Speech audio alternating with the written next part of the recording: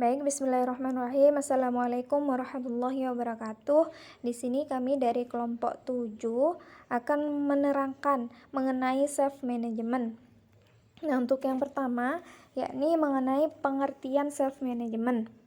Self management atau manajemen diri, mengatur diri, adalah suatu proses di mana konseli mengarahkan perubahan tingkah laku mereka sendiri dengan menggunakan satu strategi atau kombinasi strategi.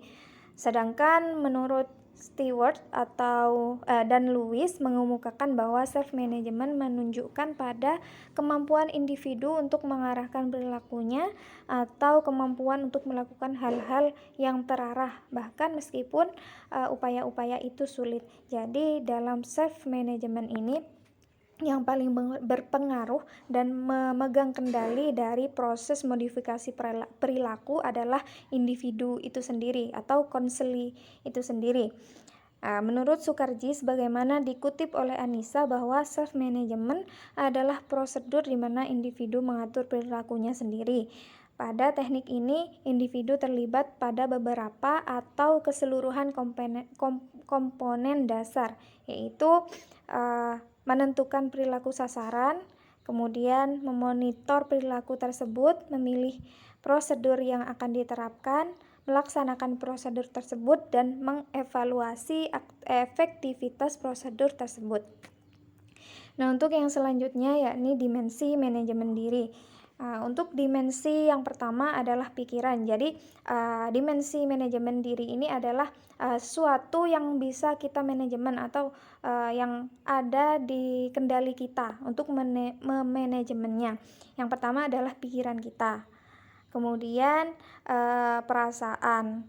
Kemudian yang ketiga ada tubuh dan keempat adalah spiritual. Jadi keempat dimensi ini kita bisa memanajemennya. Kemudian dilanjutkan dengan prinsip self management. Untuk yang pertama yakni punya tujuan hidup. Jadi prinsip dari self management adalah individu tersebut atau konseli tersebut harus mempunyai tujuan hidup. Tidak boleh mereka yang putus harapan ataupun mereka yang pesimis. Jadi self management prinsipnya adalah punya tujuan hidup.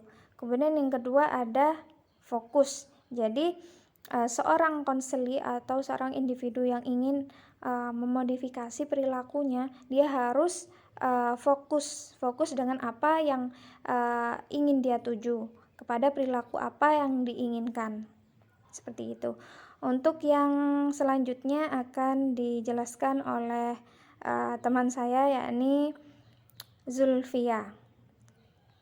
Prinsip self management yang ketiga adalah fleksibel.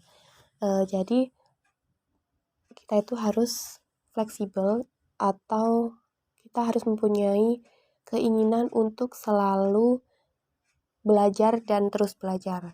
Kita juga harus bersifat inovatif dan memiliki kesenangan dalam menghadapi sebuah perubahan. Kita harus tetap terlihat senang ketika ada sebuah perubahan yang sangat mencolok. Kemudian yang keempat adalah selalu disiplin.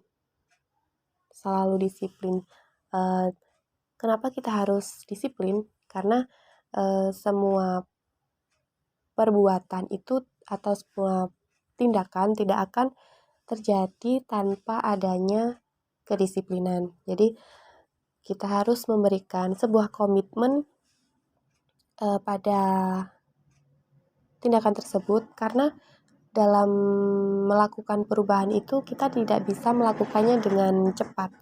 Jadi perlu rentan waktu yang cukup lama, dan tentunya kita juga harus selalu disiplin dan juga tidak menyerah. Kemudian prinsip yang terakhir adalah percaya diri. Nah, jadi kita ini harus tetap yakin dan tetap rendah hati kepada siapapun. Karena percaya diri ini kan bisa membuat kita menjadi diri kita sendiri, kemudian bisa menerima kelemahan dan tidak membandingkan diri kita dengan orang lain. Jadi sehingga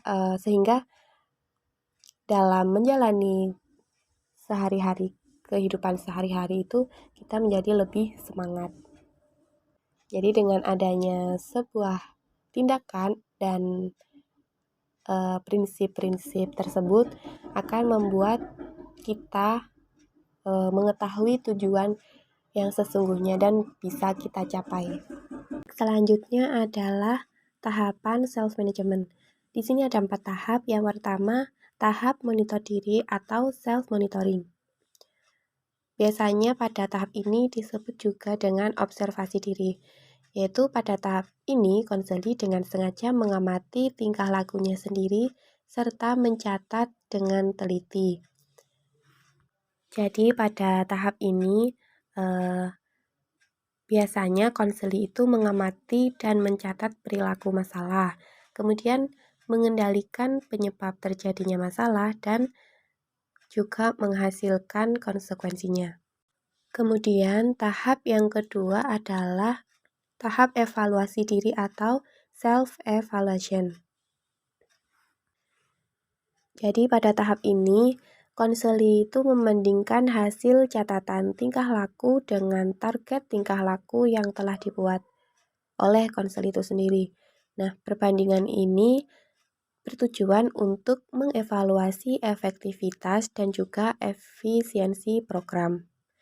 Jadi bila program tersebut tidak berhasil, maka harus ditinjau kembali program tersebut. Apakah ada target tingkah laku yang diterapkan itu memiliki ekspektasi yang terlalu tinggi atau perilaku yang ditargetkan tidak cocok, atau bisa juga penguatan yang diberikan itu tidak sesuai.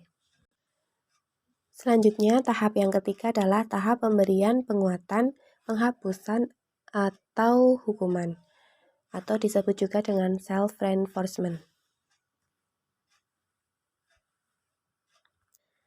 Nah, pada tahap ini, konseli mengatur dirinya sendiri, yaitu memberikan penguatan, menghapus, dan memberikan hukuman pada dirinya sendiri. Jadi pada tahap ini adalah tahap yang paling sulit karena membutuhkan kemauan yang kuat dari konseli untuk melaksanakan program yang telah dibuat. Kemudian tahap yang keempat adalah target behavior. Dalam asesmen behavioral, pada target ini menunjukkan pada tingkah laku spesifik yang diamati, diidentifikasi, dan diukur dengan maksud untuk melakukan perubahan tingkah laku yang berkaitan dengan lingkungan. Jadi pada target behavior ini, dengan adanya target ini diharapkan bisa merubah perilaku yang jadi dengan adanya target behavior ini diharapkan bisa merubah sebuah perilaku setelah adanya intervensi. Nah, dengan adanya target behavior ini diharapkan bisa merubah sebuah perilaku setelah adanya intervensi perilaku. Studi kasus tentang self-management. Jadi, terdapat suatu fenomena yang terjadi pada siswa kelas 9 di SMP Negeri 13 Pekalongan. Diperoleh keterangan bahwa siswa mengalami kemandirian belajar yang masih rendah, terutama dalam mengerjakan tugas atau PR yang diberikan oleh guru di sekolahnya. Rendahnya kemandirian belajar ini ditunjukkan dengan siswa menunggu untuk diperintah oleh orang lain dalam belajar, terutama dalam mengerjakan tugas atau pekerjaan rumahnya. Siswa menyontek hasil pekerjaan temannya karena merasa malas dan tidak yakin akan kemampuan dirinya sendiri, dan siswa tersebut belum bisa mengatur serta mengelola diri untuk kegiatan belajarnya. Baik, mungkin ini adalah sedikit materi yang bisa kami jelaskan tentang self-management. Terima kasih atas perhatiannya. dari teman-teman semua. Kurang lebihnya mohon maaf. Demikian akhir presentasi kami. Semoga bermanfaat untuk kita semua. Terima kasih. Wassalamualaikum warahmatullahi wabarakatuh.